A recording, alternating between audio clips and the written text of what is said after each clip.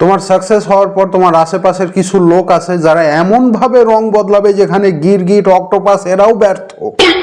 তোমার সাকসেস হওয়ার আগে জায়গায় জায়গায় যে কাকুটা বলে বেড়াচ্ছিল যে ও তো ওয়াকম্মা ছেলে, ওর কোনো ঠিক নেই, ও তো একবারে ভ্যাক্সা পড়া চ্যাংড়া, ওর কোনো কিছুই ঠিক নাই, মানে যত ধরনের দুর্নাম আছে সব করে বেড়াচ্ছিল, ওই কাকুটাই তোমার সাকসেস হওয়ার পর তোমাকে এসে বলবে, বাপু আমি জানতাম বাপু জীবনে তুই কিছু একটা করবি, আমি মন থেকে চাইতাম বাপু যে তুই কিছু একটা কর। वक्त बदल दिया, जज्बात बदल दिए, जिंदगी बदल दी। এই पाড়ার মধ্যে যদি কোনো একটা ছেলে কিছু করে সেটা হচ্ছিস তুই, আমি এটা জানতাম বাপু। ओ भाई मारो मुझे, मारो मारो मुझे, मारो मारो, नहीं ये मजाक हो। এমন ভাবে রং বদলাতে পারে মানুষ, কিভাবে সম্ভব, মানে কিভাবে, হাউ ইজ ইট পসিবল?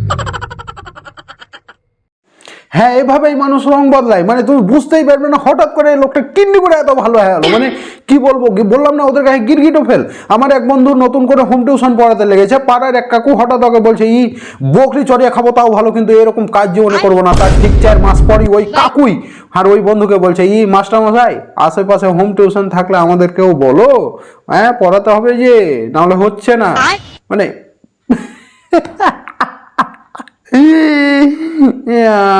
মানে ভাবো কি এগুলা মানে কি ধরনের লোক আর কি লেভেলের কাকু এগুলা।